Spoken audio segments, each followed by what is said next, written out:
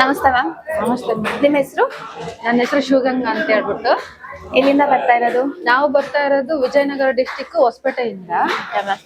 ಇವಾಗ ಎಷ್ಟನೇ ಕ್ಲಾಸ್ ನೀವು? ಇದು ನಂದು 5ನೇ ಕ್ಲಾಸ್ ಮೇಡಮ್. 5ನೇ ಕ್ಲಾಸ್ ಮಾಡ್ತಾ ಇದ್ದೀರಾ. ಹೇಗೆ ಅನಿಸ್ತಾ ಇದೆ? ಏನ್ ಚೇಂಜಸ್ ಅನಿಸ್ತಾ ಇದೆ ಲೈಫ್ ಅಲ್ಲಿ? ನಾನು ಫಸ್ಟ್ ನಾನು ಗುರುಗಳಿಗೆ ಒಂದು ಹೇಳಿ. ಗುರು ಬ್ರಹ್ಮ ಗುರು ವಿಷ್ಣು ಗುರುದೇವೋ ಮಹೇಶ್ವರ ಗುರು ಸಾಕ್ಷಾತ್ ಪರಬ್ರಹ್ಮ ತಸ್ಮೈ ಶ್ರೀ ಶ್ರೀ ಗುರುವೇ ನಮಃ.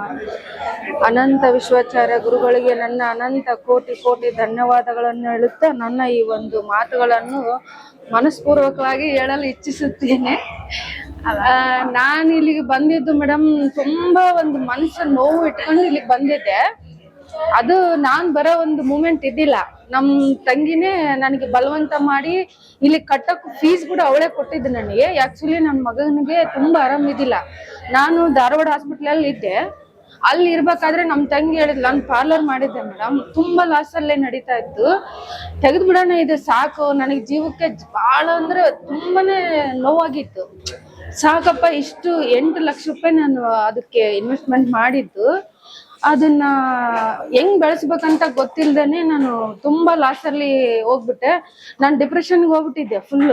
ಹಂಗಾದಾಗೆ ಮಗನಿಗೆ ಒಂದು ಆರಾಮಿಲ್ಲಂಗಾಗಿ ಅವನಿಗೆ ಒಂದು 10 ಲಕ್ಷವರೆಗೂ ಸಾಲ ಆಗಿ ಅವನಿಗೂ ಹಾಸ್ಪಿಟ್ಲ್ ಅಂತ ತಿರ್ಗಾಕತ್ತಿದ್ವಿ. ಆಮೇಲೆ ನಮ್ ತಂಗಿ ಹೇಳಿದ್ಲು, ಇಲ್ಲ ಅಕ್ಕ, ನೀನ್ ಒಂದ್ಸರಿ ನೀನ್ ಪಾರ್ಲರ್ ತೆಗಿಯೋಕ್ಕೂ ಮುಂಚೆ ಅಂತ ಕೆಟ್ಟ ನಿರ್ಧಾರಕ್ಕೆ ಬರ್ಬೇಡ, ಒಂದು ಸರಿ ಈ ಗುರುಜಿ ಹತ್ರ ಹೋಗ್ಬಾ. ನೀನು ಒಂದು ಸರಿ ನೀನ್ ಈ ಗುರುಜಿ ಹತ್ರ ಹೋದ್ರೆ ನಿನಗೆ ಏನಾದ್ರೂ ಒಂದು ಸಜೆಷನ್ ಸಿಗ್ಬೋದು, ನೀನ್ ಆಮೇಲೆ ತೆಗಿಯೋದು ಯೋಚನೆ ಮಾಡು ಅಂತಂದು. ನಾನ್ ಬಂದೆ ಮೇಡಮ್, ತುಂಬಾ ಬೇಜಾರಲ್ಲೇ ಇಲ್ಲಿಗೆ ಬಂದಿತ್ತು.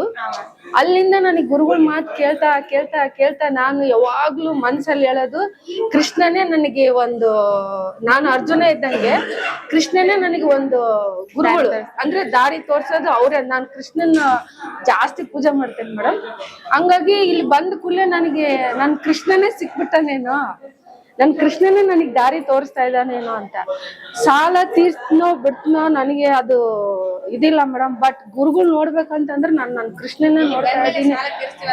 ಕಾನ್ಫಿಡೆಂಟ್ ಬಂತು. ಸಾಲ ಎಷ್ಟೇನೇ ಇರ್ಲಿ, ಬಟ್ ಗುರುಜಿ ಹೇಳ್ಕೊಡೋ ಮಾರ್ಗದಲ್ಲಿ ನಾವು ನಡೆದಿವಂದ್ರೆ ಆ ಸಾಲನೆಲ್ಲ ತೀರ್ಸ್ತೀವನ್ನ ಕಾನ್ಫಿಡೆಂಟ್ ಬಂದಿದೀವಿ. ಗುರುಗಳು ಹೇಳ್ದಂತೆ ನಾವು ನಡ್ಕೊಳ್ಳೋದ್ರಿಂದ ಜೀವನದಲ್ಲಿ ನಾವ್ ಏನೇನೆಲ್ಲ ಕಳ್ಕೊಂಡಿದ್ವಿ ಮೇಡಮ್, ಆ ತಪ್ಪನ್ನೆಲ್ಲ ತಿದ್ಕೊಂತ ಬರ್ತಾ ಇದೀವಿ. ಇವತ್ತಿಲ್ಲ ನಾಳೆ ಬಿಸ್ನೆಸ್ ಅಲ್ಲಿ ಕೂಡ ನಾವು ಇಂಪ್ರೂವ್ಮೆಂಟ್ ಮಾಡ್ಕೊಂತೀವಿ. ಹಂಗಾಗಿ ಇವತ್ತು ನಮ್ ತಂಗಿನ ಕೂಡ ಕರ್ಕೊಂಡ್ ಬಂದಿದ್ದೀನಿ ನನ್ನ ಜೊತೆಗೆ.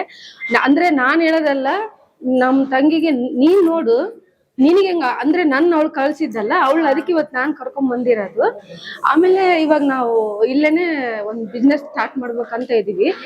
ಗುರುಜಿ ಹೆಂಗ್ ಹೇಳ್ಕೊಡ್ತಾರೋ ಅದ್ರ ಮೇಲೆ ನಾವು ಹೋಗೋಣ ಅಂತ ಡಿಸೈಡ್ ಆಗಿದ್ವಿ. ಅಂದ್ರೆ ಮಾರ್ಗದರ್ಶಕರು ಅವ್ರ ಹಿಂದೆ ನಾವು ಫಾಲೋ ಮಾಡ್ಕೊಂತ ಹೋಗೋಣ ಅಂತ ಅನ್ಕೊಂಡಿದೀವಿ. ಅದೇ ನಮ್ಮ ಮನ್ಸಲ್ಲಿ ಏನಿತ್ತು, ಇವತ್ತು ಗುರುಗಳು ಅದನ್ನೇ ಹೇಳಿದ್ರು, ನಾನು ಕೃಷ್ಣ ಅನ್ನಂಗಲ್ಲ ನಮ್ ಕಣ್ಣಾಗ ನೀರು ಹೋಗ್ತಾನೆ ಇದೆ. ನಾವು ತಂದೆ ತಾಯಿ 4 ಮಂದಿ ಹೆಣ್ಮಕ್ಳು ಮೇಡಮ್, ನಾವೇ ಎಲ್ಲ ನೋಡ್ಕೊಳ್ಳೋದು. ಅಪ್ಪ ಇಲ್ಲ ನಮ್ಗೆ, ಅಮ್ಮನ್ನೆಲ್ಲ ನೋಡ್ಕೊಳ್ಳೋದೆಲ್ಲ ನಾವೇ. ಇವಾಗ 4 ಜನನು ಗುರುಜಿ ಹೇಳ್ಕೊಟ್ಟಿರೋ ವ್ರತ ಸ್ಟಾರ್ಟ್ ಮಾಡಿದೀವಿ. ಅಂದ್ರೆ ಏನೋ ಒಂದ್ ಸಾಧನೆ ಮಾಡ್ಬೇಕು, ಗುರುಗಳು ಹೇಳ್ದಂಗ್ ನಾವ್ ಮಾಡ್ಬೇಕಂತಾನೆ ಒಂದು ವ್ರತ ಸ್ಟಾರ್ಟ್ ಮಾಡಿದೀವಿ. ಅದು ಮಾಡಿದ್ಮೇಲೆ ಮತ್ತೆ ನಾವ್ ಇನ್ನು ಬೇರೆ ಬಿಸ್ನೆಸ್ ಎಲ್ಲ ಮಾಡ್ಬೇಕಂತ ಇದೀವಿ.